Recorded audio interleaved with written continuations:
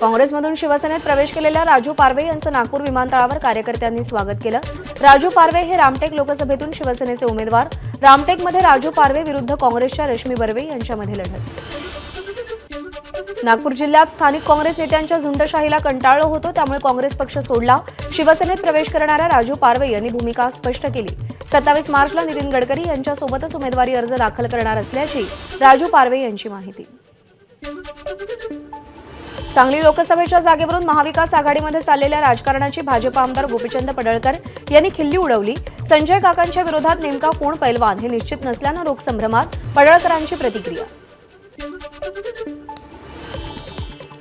शिंदे गटाचे नाशिकचे खासदार हेमंत गोडसे काल रात्री मुख्यमंत्र्यांच्या ठाण्यातील निवासस्थानी। हेमंत गोडसेंवर कोणत्याही प्रकारचा अन्याय होणार नाही, मुख्यमंत्री एकनाथ शिंदेंचं गोडसेंना आणि कार्यकर्त्यांना आश्वासन। 5 वर्ष प्रामाणिकपणे काम केलं, पक्षश्रेष्ठींनी दुसऱ्यांदा उमेदवारी देऊन विश्वास ठेवला, तो विश्वास पुन्हा एकदा सार्थकी लावणार। सुनील मेंढेंचं उमेदवारी जाहीर झाल्यानंतर वक्तव्य। भाजपकडून गडचिरोली चिमूर लोकसभेसाठी अशोक नेते यांना उमेदवारी जाहीर झाल्यानंतर कार्यकर्त्यांचा गडचिरोलीत जल्लोष। तिसऱ्यांदा संधी मिळाल्याबद्दल नेत्यांनी आनंद व्यक्त केला। राम सातपुतेंना उमेदवारी जाहीर झाल्यानंतर सोलापुरात भाजपच्या कार्यकर्त्यांकडून जल्लोष। डॉक्टर बाबासाहेब आंबेडकर चौकात कार्यकर्त्यांच्या घोषणा। बारामती मतदारसंघाचा वाद मिटवण्यासाठी सागर बंगल्यावर उशिरापर्यंत खलबतं। फडणवीस हर्षवर्धन पाटलांमध्ये 2 तास चर्चा। अंतर्गत मतभेद बाजूला ठेवून महायुतीचं काम करा, उपमुख्यमंत्री देवेंद्र फडणवीसांचे आदेश। 1 एप्रिलपासून रेल्वे दंड आणि पार्किंगपर्यंत सर्वत्र ऑनलाईन पेमेंट सुविधा सुरू करणार। विनातिकीट प्रवास करणाऱ्या प्रवाशांकडून QR कोड स्कॅनिंगच्या मदतीनं दंड वसूल केला जाणार। यासाठी रेल्वे तिकीट तपासणीसांना हँडहोल्ड टर्मिनल मशीन पुरवलं जाईल। महाराष्ट्रातल्या अनेक जिल्ह्यांना अवकाळी पावसाचा तडाखा, मात्र त्याचवेळी विदर्भात तापमानाचा पारा 40 अंश सेल्सिअसच्या पार। होळीनंतर तापमानात आणखी वाढ होण्याची शक्यता, भारतीय हवामान खात्याचा अंदाज। छत्रपती संभाजीनगरमध्ये दुष्काळाच्या झळा, 5 जिल्ह्यातील 399 गावं आणि 91 वाड्यांना 606 टँकरनं पिण्याच्या पाण्याचा पुरवठा। आगामी 2 महिन्यात टँकरचा आकडा 1000 पर्यंत जाण्याची शक्यता।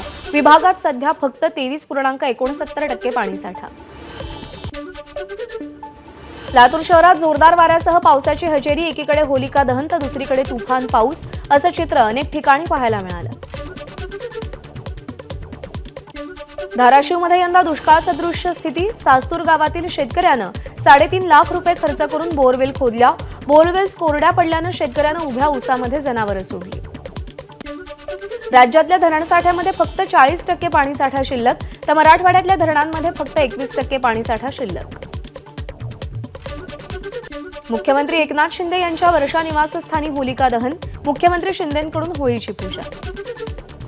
आई तुळजाभवानी मंदिरामध्ये होळीचा सण उत्साहात साजरा, मंदिराचे महंत, पुजारी आणि मानकरी यांच्याकडून होळीचं दहन। रायगडच्या आंबेत गावामध्ये शिमग्याचे सोंगाड्यांची धूम, होळी दहन झाल्यानंतर वेगवेगळ्या वेशभूषेत शिमग्यातले सोंगाडे उतरले। नंदुरबार जिल्ह्यातल्या सातपुडामध्ये काठीची राजवाडी होळी मोठ्या थाटात साजरी। पारंपरिक आदिवासी वेशभूषा आणि संस्कृतीचा आनंद घेण्यासाठी देशभरातून हजारो पर्यटक नंदुरबारमध्ये दाखल। पुढचे 5 दिवस होळीची धूम पाहायला मिळणार। रायगड जिल्ह्यामध्ये ठिकठिकाणी होळी साजरी, होलिका दहनासाठी गावकऱ्यांचा मोठ्या संख्येनं सहभाग। श्रीवर्धन तालुक्यातील मौजे वेळास गावात होलिका दहन करताना काठीला उलटी कोंबडी बांधून गावकऱ्यांचं रिंगण। कोकणात शिमग्याचा उत्साह, रत्नागिरीच्या सडामिऱ्या आणि जातीमिऱ्यामध्ये शिमगा। या मुहूर्तावर देवांची भेट, नवलाई, पावणाई आणि म्हसोबा ग्रामदेवतेच्या पालख्यांची भेट झाली। भैरी मंदिरामध्ये हा सोहळा पाहण्यासाठी भाविकांची गर्दी। मुंबईच्या दादर इथल्या शिवाजी पार्क परिसरात धुलीवंदनाचा उत्साह, पार्कात येणाऱ्या नागरिकांकडून एकमेकांवर रंगांची उधळण करत उत्सव साजरा। दरवर्षीप्रमाणे यंदाही नवनीत राणा आणि आमदार रवी राणांनी मेळघाटमध्ये जाऊन आदिवासींसोबत होळी साजरी केली। आदिवासींच्या पारंपरिक नृत्यात नवनीत राणा सहभागी झाल्या।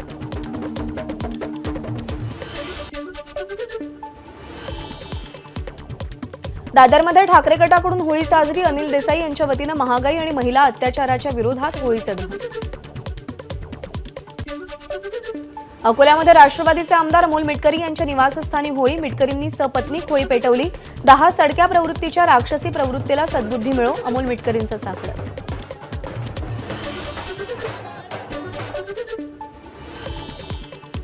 ठाकरे गटाचे आमदार आणि नेते भास्कर जाधव यांनी तुरंबव या गावी पालखी नाचवली. दरवर्षी भास्कर जाधव त्यांच्या मूळ गावी शिमगा उत्साहात साजरा करतात.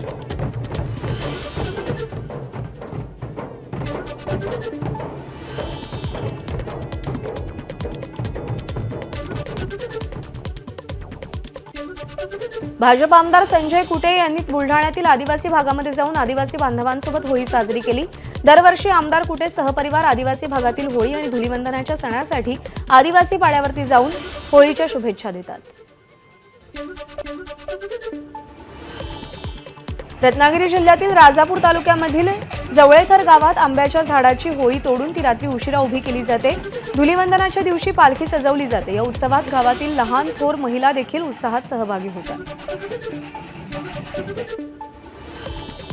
गोंदियाच्या आमगावमध्ये शासनाच्या विविध योजनांची नागरिकांकडून होळी. आमगाव नगर परिषदेचा वाद न्यायप्रविष्ट. त्यामुळे 10 वर्षांपासून योजनांचा लाभ मिळाला नसल्यानं नागरिक संतप्त.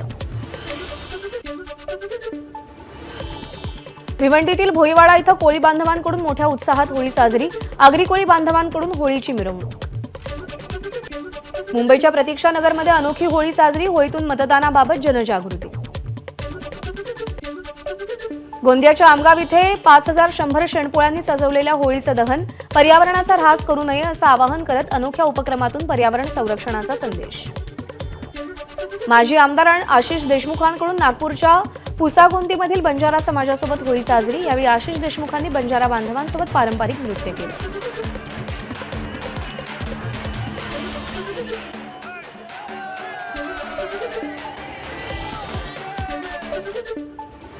प्रत्येक वर्षीप्रमाणे यंदाही अमिताभ बच्चन यांच्या घरी होलिका दहन. यावेळी अभिषेक आणि ऐश्वर्या बच्चनसह संपूर्ण बच्चन कुटुंबीय उपस्थित होतं. अमिताभ बच्चन यांची नात नव्या नवेली नंदानं इंस्टाग्रामवर फोटो शेअर केले. कौटुंबिक वादातून एका महिलेनं अंगावरती पेट्रोल ओतून स्वतःला पेटवून घेतलं. पेटवून घेतलेल्या आईकडे धाव घेतलेल्या 2 मुलींचा भाजून मृत्यू. छत्रपती संभाजीनगरच्या आचल गावातली घटना.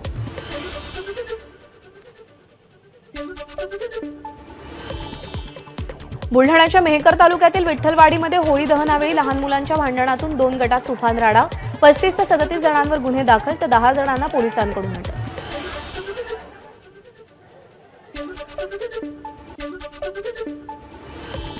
हिंगोलीच्या वसमत शहरालगत असलेल्या साई अॅग्रो कंपनीच्या गोदामाला आग. गोदामातील लाखो रुपयांची हळद जळून खाक. दिल्लीच्या अलीपूर इथं एका फॅक्टरीच्या गोदामाला आग. अग्निशमन दलाच्या 25 गाड्यांनी आग नियंत्रणात आणली. कोणतीही जीवितहानी नाही. अहमदनगरमध्ये 17व्या वरिष्ठ पुरुष राष्ट्रीय कबड्डी स्पर्धेचं आयोजन. गेल्या 4 वर्षांपासून सुरू असलेल्या या स्पर्धेचं विजेतेपद हरियाणानं पटकावलं. या स्पर्धेमध्ये देशातील 32 राज्यांच्या खेळाडूंनी सहभाग घेतला होता. व्हॉइस ऑफ खुरासान मासिकातील एका लेखातून भारतीय प्रार्थनास्थळांमध्ये रक्तपात करण्याची ISKPची धमकी. लेखामध्ये भारत आणि तालिबान यांच्यातील संबंधांचाही उल्लेख. रामायण मालिकेतून घराघरात पोहोचलेले अरुण गोविल निवडणुकीच्या मैदानात. अरुण गोविल यांना भाजपकडून लोकसभेची उमेदवारी. गोविल मेरठमधून भाजपच्या तिकिटावर लढणार. इलेक्ट्रिक कार विक्रीनं ओलांडला 1 लाखांचा पल्ला. Global automobile market research company auto डायनामिक्सचा विक्री अहवाल सादर. आर्थिक वर्ष 2023-24 मध्ये इलेक्ट्रिक कारची 1,02,000हून अधिक विक्री. 2022-23च्या तुलनेत 67% विक्री जास्त. अरविंद केजरीवाल यांच्या अटकेच्या निषेधार्थ इंडियाचा शंखनाद. 31 मार्च रोजी रामलीला मैदानावर महारॅलीचं आयोजन. इंडिया आघाडीतले सगळे बडे नेते महारॅलीमध्ये सहभागी होणार. IPLच्या 17व्या मोसमात आज रॉयल चॅलेंजर्स बंगळुरू विरुद्ध पंजाब किंग्सची लढत. M चिन्नास्वामी स्टेडियमवरती सामना. या मोसमातील दोन्ही संघांचा हा दुसरा सामना. पंजाबनं पहिल्या सामन्यात दिल्ली कॅपिटल्सचा पराभव केला तर बंगळुरूला चेन्नई सुपर किंग्सनं हरवलं होतं. जम्मू काश्मीरमधील दल सरोवराच्या किनाऱ्यावर असलेलं आशियातील सर्वात मोठं ट्युलिप गार्डन पर्यटकांसाठी खुलं करण्यात आलंय. डोंगराळ भागातील 55 हेक्टर क्षेत्रामध्ये हे ट्युलिप गार्डन पसरलंय. दिल्लीतील प्रतिष्ठित JNU मधील विद्यार्थी संघटनांच्या निवडणुकीमध्ये अध्यक्षपदासह 4 जागांवर डाव्या आघाडीचा विजय. 4 वर्षांनंतर JNU मध्ये विद्यार्थी निवडणुका झाल्या. स्वातंत्र्यवीर सावरकर चित्रपटाचा बॉक्स ऑफिसवर धुमाकूळ. चित्रपटाची एकूण कमाई 5 कोटीहून जास्त. मोफत व्हिसा, स्वस्त पर्यटन पॅकेज यामुळे भारतीयांचा परदेशी पर्यटनाकडे कल वाढला. भारतीय रिझर्व्ह बँकेनुसार जानेवारीमध्ये भारतीयांनी पर्यटनावरती सुमारे 13,000 कोटी रुपये खर्च केले. कोविडपूर्वीच्या 2019च्या तुलनेत हा खर्च 3 पट जास्त आहे. पाकिस्तानचा भारताशी व्यापारी संबंध पूर्ववत करण्याचा विचार. पाकिस्तानचे परराष्ट्र मंत्री इशाक दार यांचा सूतोवाच. ऑगस्ट 2019 मध्ये जम्मू काश्मीरमधून कलम 370 हटवल्यानंतर पाकिस्ताननं भारतासोबतचा व्यापार एकतर्फी बंद केला होता. गाझा शहरातील अल कुवैत एड पॉइंटवरती भुकेनं व्याकुळ शेकडो पॅलेस्टिनी पीठ घेण्यासाठी रांगेत उभे असताना इस्रायली सैनिकांचा गोळीबार. 19 जणांचा मृत्यू. अमेरिकन मीडिया सीएनएनचं वृत्त. इस्रायलनं मात्र वृत्त फेटाळून लावलं. एबीपी माझा, उघडा डोळे बघा नीट.